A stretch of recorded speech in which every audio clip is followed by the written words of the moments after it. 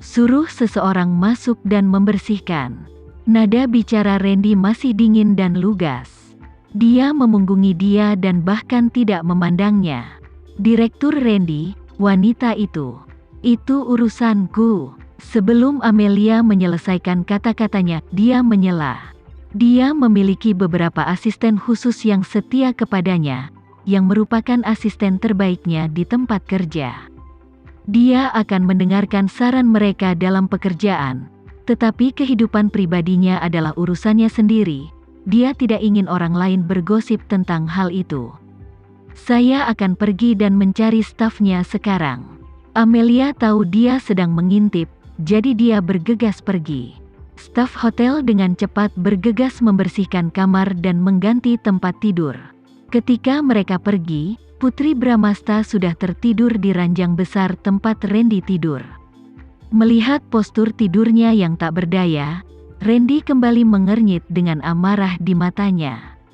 Jika dia tidak menyusulnya malam ini, apakah dia akan berbaring di tempat tidur bersama dua pria tadi itu sekarang? Memikirkan hal ini, matanya menjadi gelap. Dia mengangkat teleponnya dan memutar nomor. Setelah selesai, dia berkata, "Aku ingin kau menjaga seseorang."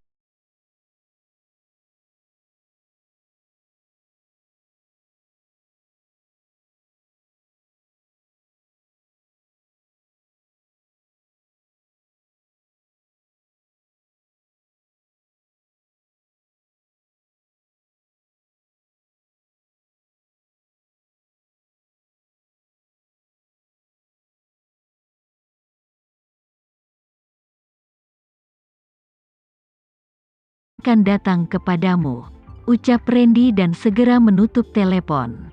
Jadi Citra itu putrimu, dan aku bukan putrimu kalau begitu? Suara seorang wanita mulai terdengar bergumam.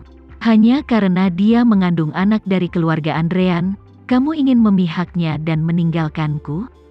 Apakah kalian berdua benar-benar orang tuaku?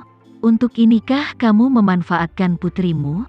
Haha, konyol. Kamu tidak menginginkanku lagi, maka aku juga tidak menginginkanmu di masa depan. Jangan menuduhku tidak berterima kasih di masa depan. Begitu dia menutup telepon, Randy mendengar suara Putri Bramasta di belakangnya. Dalam tidurnya, dia mengomel tentang anggota keluarganya dengan suara pelan. Meski dia bilang tidak peduli, nyatanya dia peduli dengan keluarganya.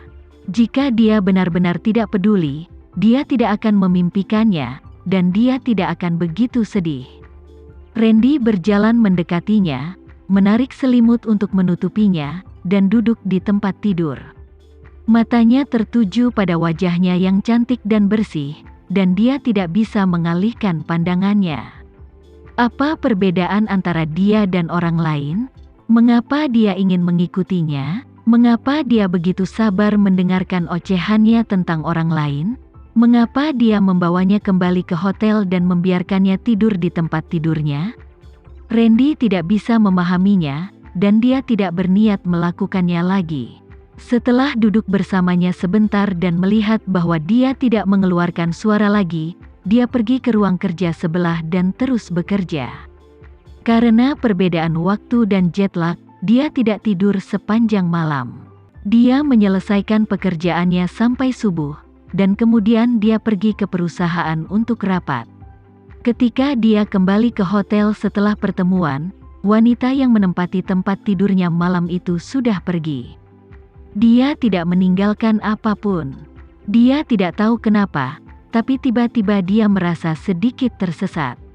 Ini pertama kalinya Randy melihat Putri Bramasta.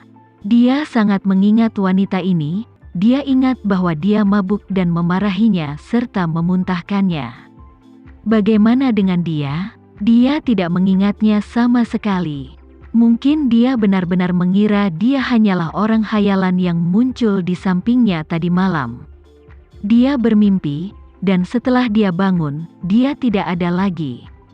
Belakangan, Randy mendengar dari orang yang melindunginya bahwa Citra menjebak Putri Bramasta. Dia tidak bisa tinggal di Busan. Oleh karena itu, dia terpaksa pergi ke Jakarta. Beberapa tahun kemudian, Randy bertemu dengannya di Jakarta.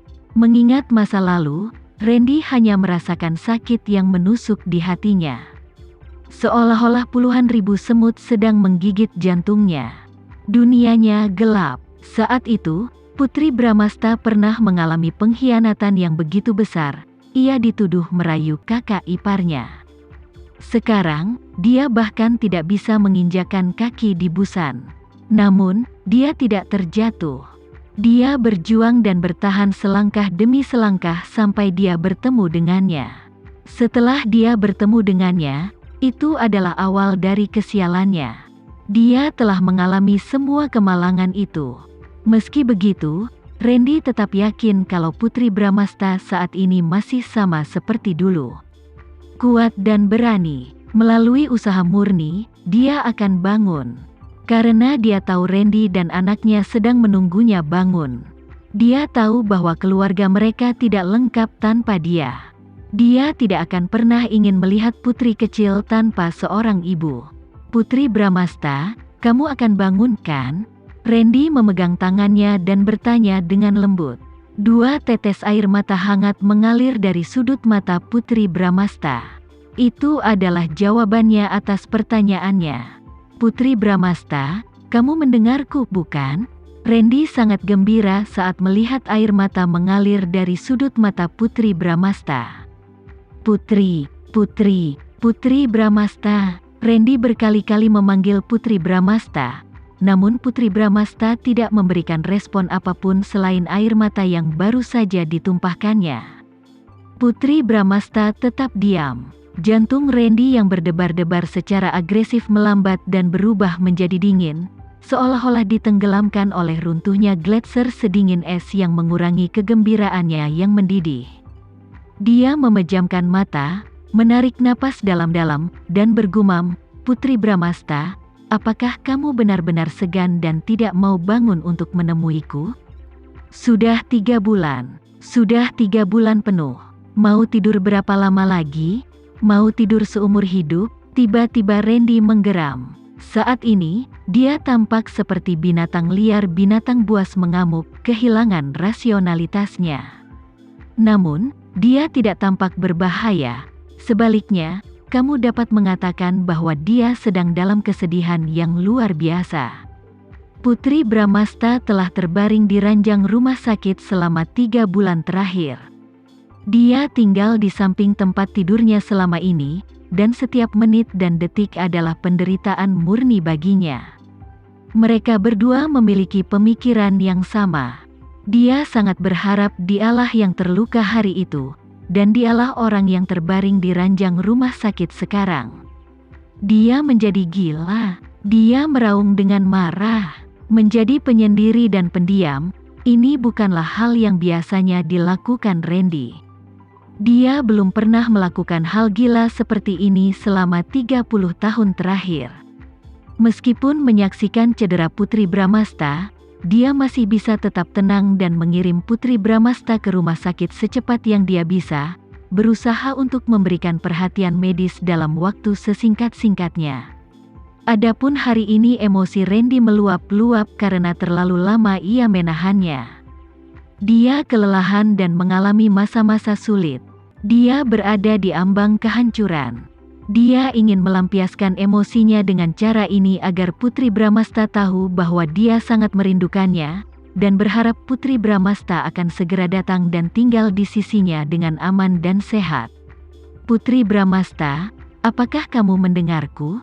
Aku sedang berbicara denganmu. Apakah kamu akan tidur selama 3 bulan lagi? 3 tahun, atau 30 tahun, Randy merasa seolah-olah dia menjadi gila. Jika Putri Bramasta tidak segera bangun, dia pasti akan menjadi gila. Dia tidak bisa menahan rasa takut kehilangannya. Mungkin raungan putus asa Randy terlalu menyedihkan untuk didengar siapapun.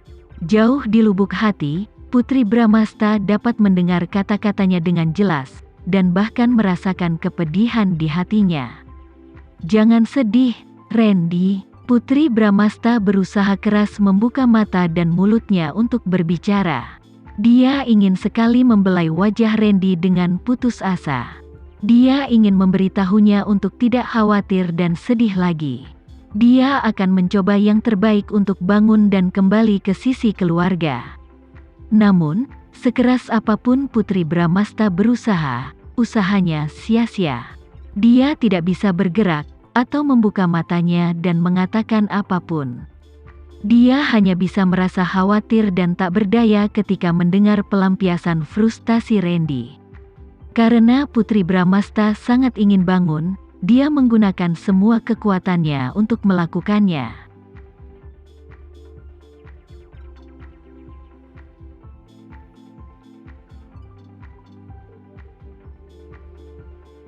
Sekian dulu ya video kali ini, kita lanjutkan lagi videonya di lain waktu.